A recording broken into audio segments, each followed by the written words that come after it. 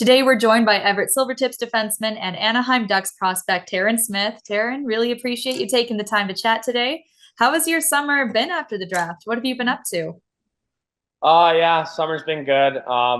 Just been on the ice, working out 4 days a week, and then kind of lounging, kicking back, trying to get to the lake on the weekends. So, Now that you've had some time to reflect and catch your breath a little bit, what memories have really stuck with you from the draft in Vegas? I think just getting to experience that with my family was the biggest thing.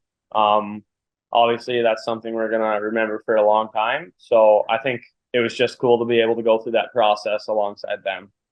You're pulling on a jersey that's new to you and new to the fan base as well. So, what do you think of that Ducks rebrand?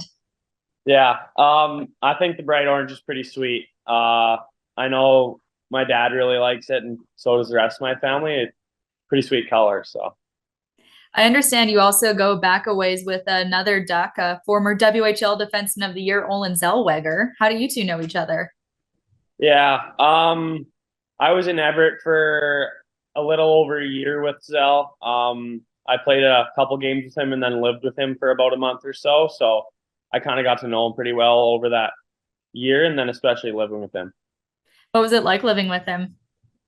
Um, it was pretty cool just to kind of learn from a guy like that who obviously is a pro and has acted like a pro from a young age. So I feel like I learned lots from him, being around him that much. Have you two been able to reconnect at all since the draft?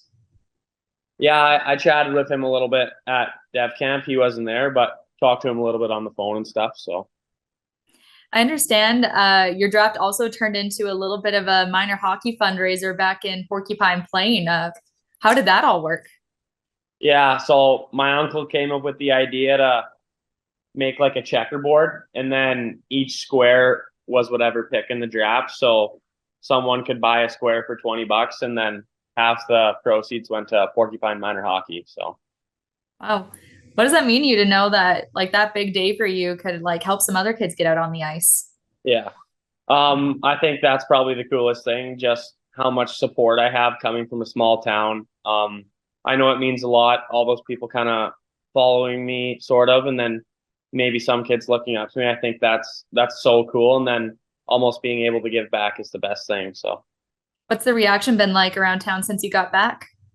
definitely a lot of congratulations. Feels like whenever I'm going anywhere in Porcupine, I got people coming up to me. And I love it. I think that's one of the best parts of being from a small town is how everyone kind of rallies behind you. So, Before you got to go home, you got on a plane right from the draft and went down to your first development camp. What kind of lessons were you able to take away from that experience? yeah, I think I learned a lot in that week in Anaheim. Just a lot about what it takes to play in the NHL or be a pro. Whether that's eating habits, on or off ice habits. I think they kind of just do a good job of teaching throughout that week. So I think I took away a lot of great things. So, What sort of feedback did you get from the Ducks about your game?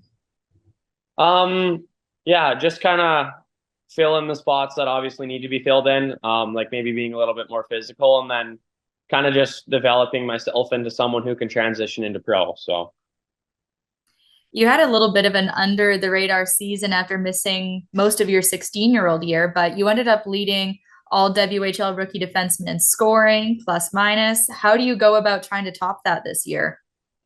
um, I think the best thing to do is just kind of go out there and be myself. Try not to overcomplicate things and just play my own game. I think that's kind of when I'm at my best. So just keep things simple. Have you set any goals for yourself for the year ahead? Um, I think the biggest thing for me is just to kind of like you said before, just get better than the last season. I don't really like to set statistical expectations or anything, but I think just to kind of keep the momentum rolling from last season and then just grow from that. So, Yeah, Everett had really dominant stretches last year. You guys ended up finishing second in the US division. You win a playoff round. What needs to happen for that group to take another big step forward this year?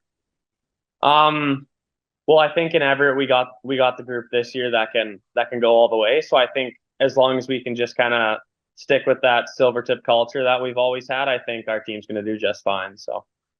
You also have the first WHL defenseman to receive exceptional status to play in the league. Have you had a chance to chat with Landon DuPont yet?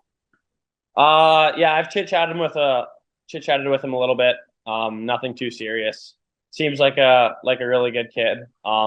Definitely super excited to get on the ice with him when training camp rolls around, and super excited for him and just to play with him. So, What kind of message did you have for him about what the Silvertips are all about?